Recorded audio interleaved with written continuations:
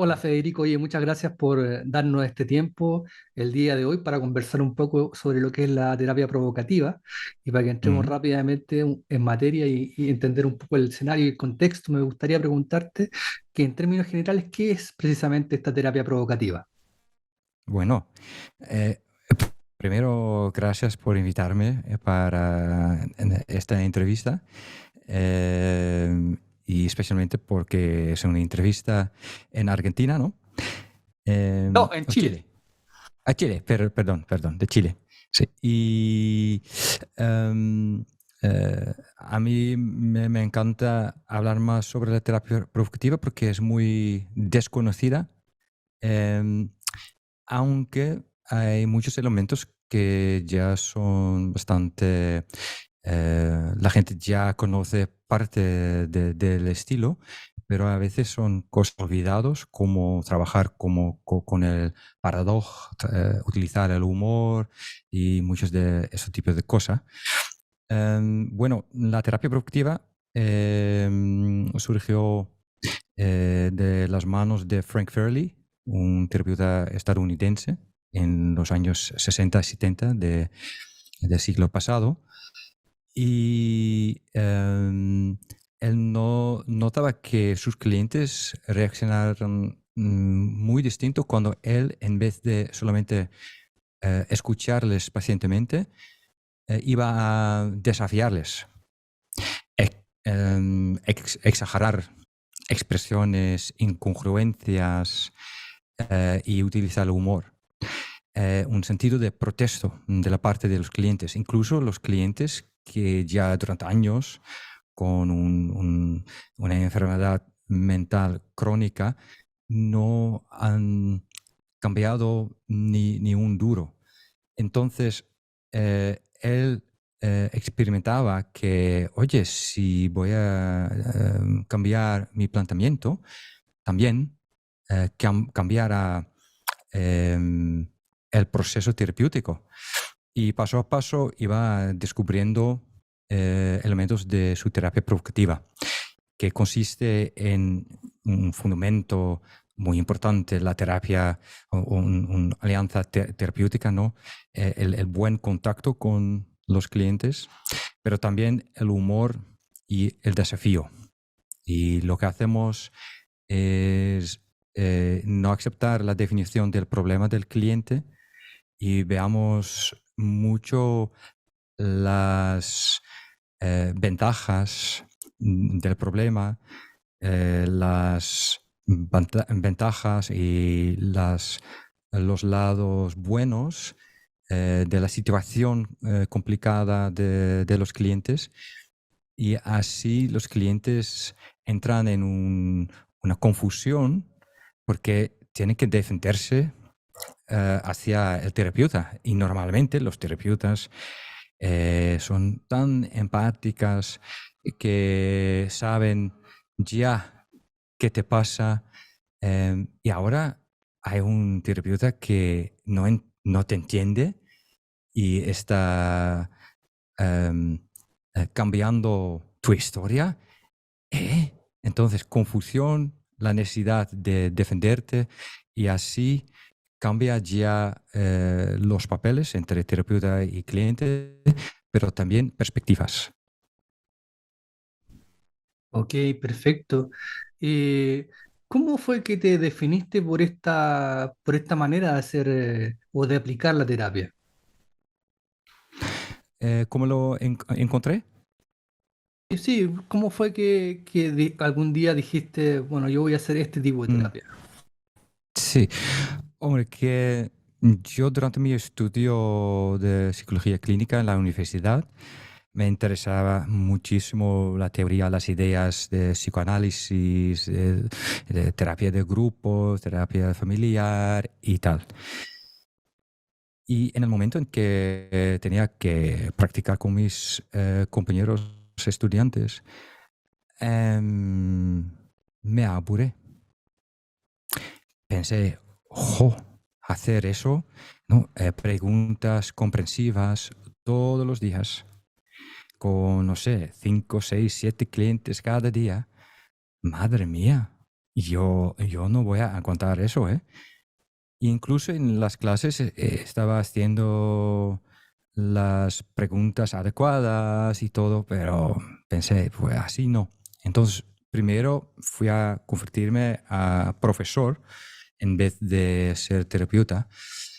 Y después de un tiempo me daba que, pues sí, prefiero profundizar el contacto con la gente. Entonces, no solamente dar clase, porque es interesante, pero es algo cognitivo. Hay distancia entre profesor y alumnos y quería profundizar mi contacto con la gente con quien estaba trabajando. Y entonces decidí a volver a trabajar con clientes y pensé, pues tengo que buscar un estilo, algo, ¿no? Para recuperar un poquito mi experiencia terapéutica, pero algo diferente. Y encontré libros de las manos de mis dos profesores holandeses, Jaap Hollander y Jeffrey Weinberg, que fueron estudiantes de Frank Farrelly. Y ellos han escrito dos libros sobre la terapia provocativa, muy bien elaborada. Y ya la primera página del libro, ya yo estaba convencido que, sí, por favor, sí.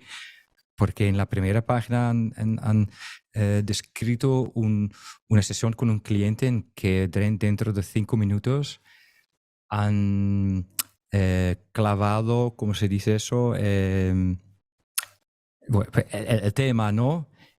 Pero de modo muy directo, desafiando, diciendo todo lo que estaban pensando en vez de retenerte, primero analizar qué estoy pensando, ¿es adecuado para comentar, sí o no? No, de repente, punto.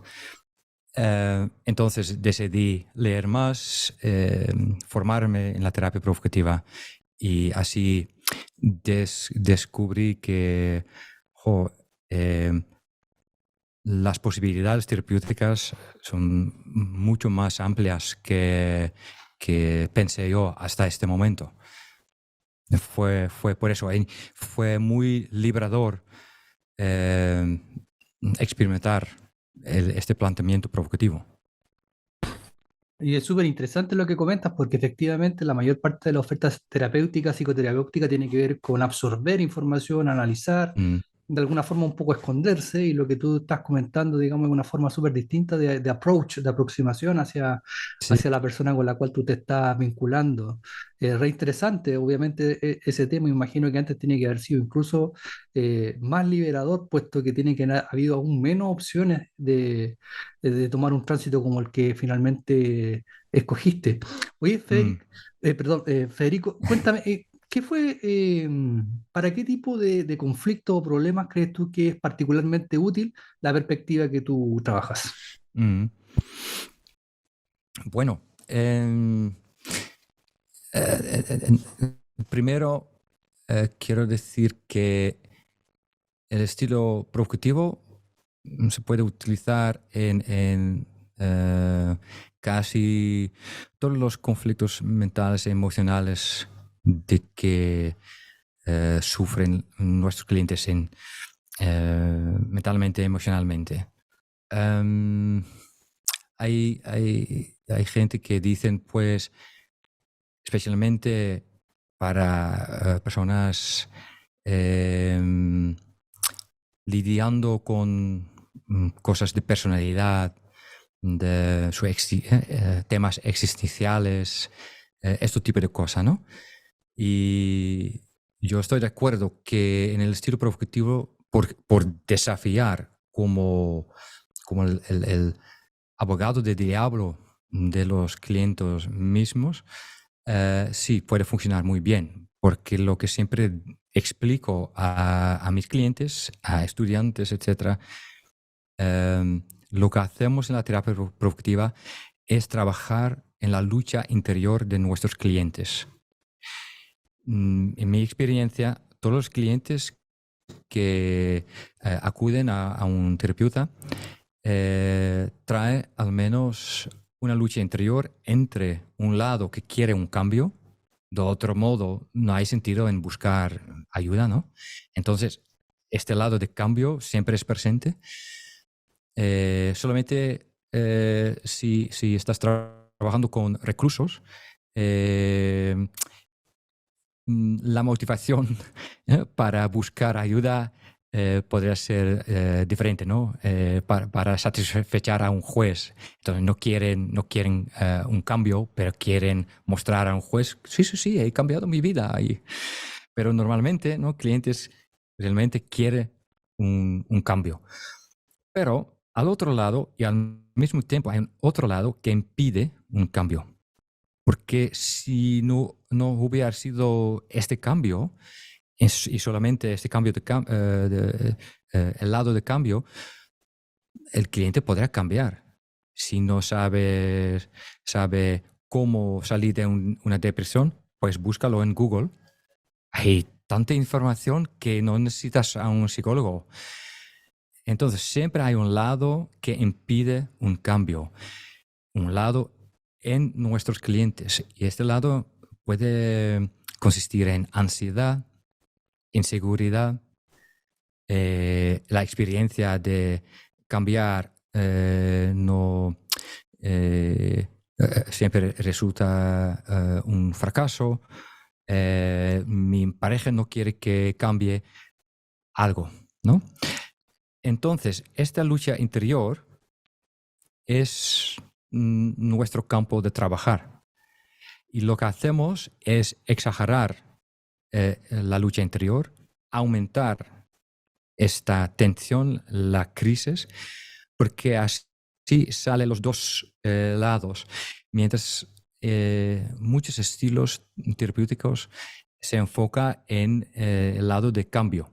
Perdón, el lado de cambio, ¿no? Quiero cambiar y, okay, ¿cómo plantearlo?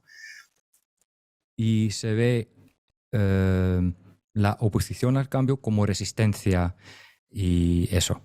Pero en la terapia productiva lo que hacemos como abogado del diablo, nos hacemos muy buenos amigos con el lado que no quiere cambiar, pero es el lado dentro del cliente. Entonces formamos una alianza terapéutica no solo con esta parte del cliente que quiere cambiar, pero también el otro lado que dice, el cambio la semana que viene. Entonces, así, si un cliente tiene temas existenciales, puedes utilizar muy bien la terapia provocativa porque hablamos sobre los temas, podemos cambiar perspectiva, así el cliente va a entrar en la confusión y por la confusión necesita tomar nuevas perspectivas para salir de la confusión. Bueno, pero yo trabajo muy frecuentemente con gente que llevan depresión, ansiedad, adicciones, problemas de pareja. Entonces es muy amplio. Perfecto. Mira, tú hace poco nos diste un ejemplo de una paradoja que utiliza eso de, bueno, cambiar la semana que viene y algo que normalmente has repetido el tema del desafío. Quizá nos podrías dar algún ejemplo de cómo es ese desafío o un desafío. Sí. Pues lo que hacemos desde el minuto uno es posicionarnos al lado del cliente que no quiere cambiar, que no se atreve a cambiar, con toda nuestra compasión. Entonces, si el cliente nos dice, yo siempre empiezo con la pregunta, ¿cuál es tu problema? El cliente va a decir algo como, bueno, creo que llevo una depresión, un desgaste laboral o algo así, ¿no? Entonces, no voy a aceptar la definición del problema. Hombre, una depresión solo es un diagnóstico, pero ¿cuál es tu problema? Bueno, que no tengo energía, me siento muy triste a diario, no tengo ganas de hacer nada, estoy tumbado en mi cama todos los días. Pero bueno, tienes una cama de lujo. Sí, sí, está bien. Ok, tienes Netflix. Claro, puedes pedir comida online. Eso sí, pues todo arreglado, ¿no? No veo el problema. Tú puedes estar en casa todos los días. ¿Cuál es tu problema? Entonces, no voy a aceptar la definición de problema hasta que el cliente va a defenderse unas veces diciendo, pues, entiéndeme que no quiero sentirme tan triste. Vale, bueno. Y entonces entramos en el paso, en el momento en que el cliente va a decir, yo quiero un cambio y va a hablar sobre la actividad de cambiar. Como abogado del diablo, voy a meterme en el asunto diciendo, pues te entiendo, porque hay tantos libros escritos sobre una vida mejor, una vida más feliz o algo así, ¿no? Hay tantos libros. Entiendo que ahora piensas en ser más feliz, pero has intentado ser más feliz en los últimos 5 años. Sí, lo has logrado. No, entonces, ¿por qué empeñarte en un Mission Impossible? Es imposible. ¿Y por qué no ahorrarte de la energía de intentarlo, del fracaso seguro y deja que Netflix y comida online y tal te va a cuidar y ya está? Y entonces es dar voz a su lado que probablemente está diciendo, escucha a este tío, tiene razón, ¿eh? El fracaso, seguro. Entonces, no vamos a intentarlo otra vez, ¿no? O algo así. Entonces, el desafío existe en colocarme al lado del cliente mismo que dice mejor que no. Voy a exagerarlo, voy a utilizar el humor o utilizando un caricatura o, ¿no? Para exagerar mi consejo provocativo. Así el cliente eh, está confrontado con dos cosas: argumentos con razones, porque estoy diciendo lo que está diciendo su lado, que no se atreve a cambiar, pero también la locura. Entonces, ¿qué necesita creer? La confusión, nuevas perspectivas, para que el cliente necesita trabajar en cómo salir de eso. Y así él mismo necesita pensar y sentir lo que realmente quiere, lo que podría hacer, ¿no? Eso es el planteamiento. Oh, no, súper, te agradezco, te agradezco. Bien, bien gráfico lo que nos comentabas y yo creo que va a ser bien esclarecedor tanto para profesionales como las personas Mm. que vean este video. Volviendo un poco a la andadura, digamos, de las preguntas estándares que habíamos conversado, me gustaría preguntarte cuánto dura más o menos un tratamiento. Eh, Eso siempre depende, ¿no? De los clientes, de los temas, pero más o menos 5 sesiones de cualquier tipo de problema. Al mismo tiempo, ahora también tengo un cliente que va a disfrutar de la sesión 40, creo, pero porque a ella le gusta volver, ¿no? Cada 2 meses para tener una conversación. A veces es terapéutica, a veces es más como ayuda, ¿no? Pero normalmente más o menos 5 sesiones, sí. Perfecto, una perspectiva más bien breve. Mm. Y pensando en el cliente o consultante, ¿qué es lo que tú entiendes que esta persona va a experimentar al estar vinculándose contigo en este tipo de terapia? Bueno, lo que ya he comentado es la confusión, ¿no? Es muy importante. Eh, Incluso la gente que ya ha leído mi libro o parte de mi sitio web o ha escuchado a un podcast, algo así, entonces ya entiende un poquito lo que le pasarán, pero todavía tiene una expectativa que un psicólogo, un profesional, tiene que comportarse de algún modo, escucharte, hacer análisis, darte consejos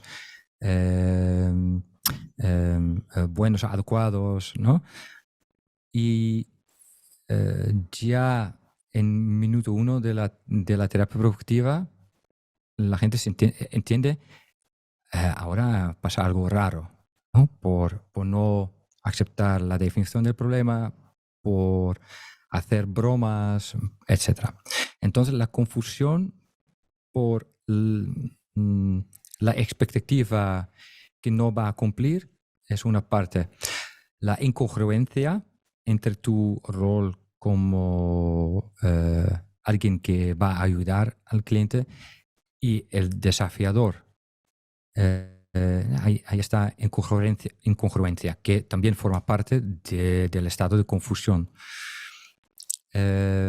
Muy importante es el sentido de protesta, de la protesta, que Frank Fairley pensó en nombrar la terapia productiva la terapia protesta, porque pensaba, pues es lo que en 80% de los casos pasa, que la gente va a rechazar lo que les estás diciendo, pero también hay gente aceptando lo que estás diciendo, ¿no? Recuerdo a un hombre que iba a consultarme con su novia y había puesto los cuernos a su novia múltiples veces.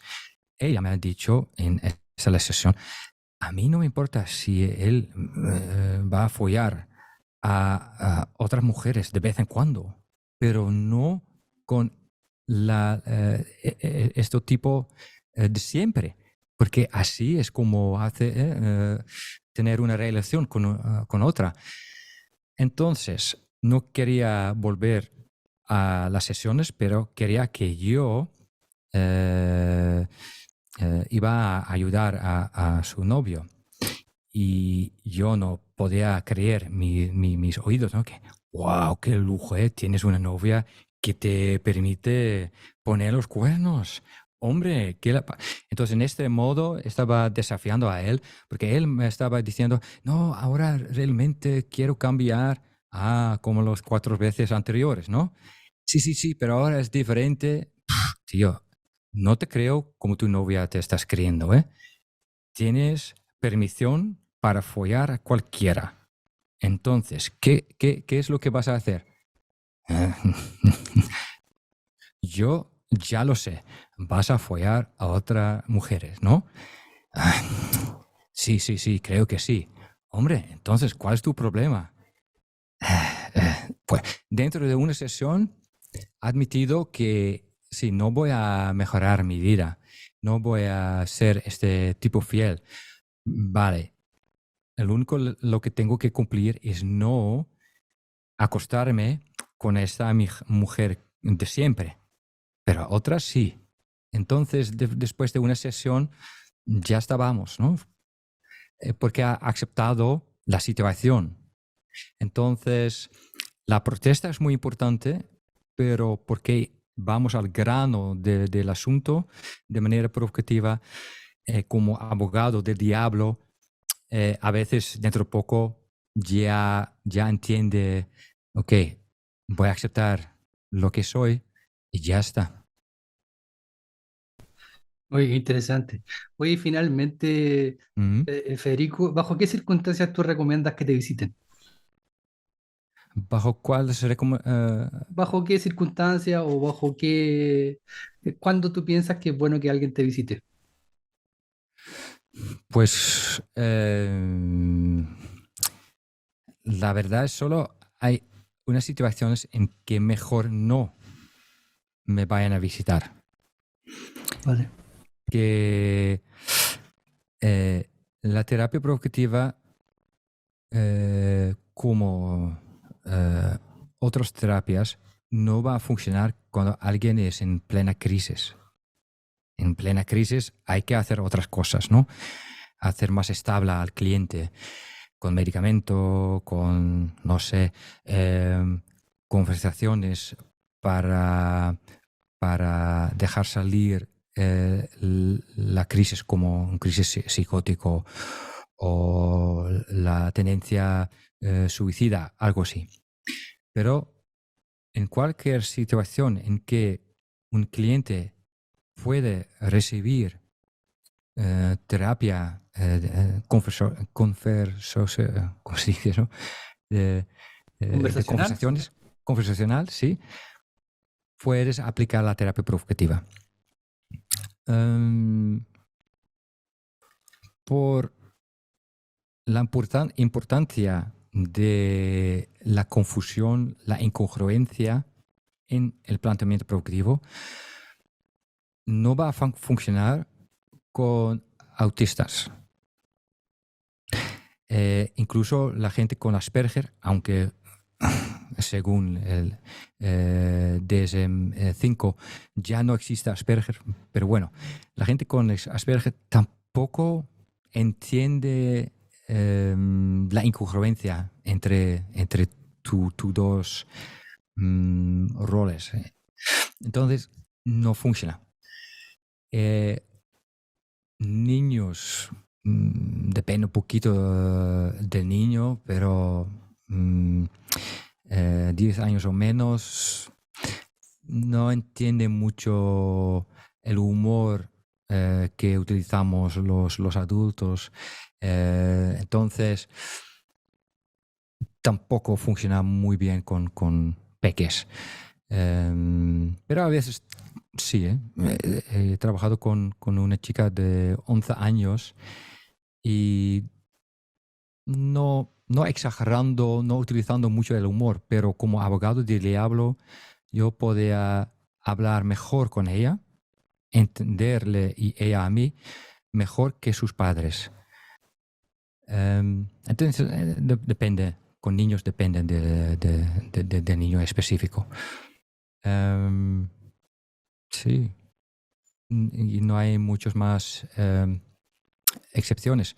Aunque la terapia proactiva funciona muy bien, pero también malo, con gente que de verdad no realmente quiere cambiar. Entonces, alguien con una adicción, a veces son muy motivados, pero a veces todavía no están en el punto de realmente entrar en terapia. Con un planteamiento más tradicional, puedes pasar 10 sesiones en que estás expresando tu compresión, paso a paso, lentamente, trabajar a establecer una alianza terapéutica hasta que vas a notar eh, todavía estás demasiado adicto a las sustancias, todavía no va a cambiar. En la terapia provocativa, normalmente dentro de una sesión o dos, ya estás en el punto de saber, eso no va a funcionar. Entonces, funciona bien porque vas a ahorrarte de 8 sesiones más, entonces 8 horas, 8 gastos de dinero, la energía, etcétera.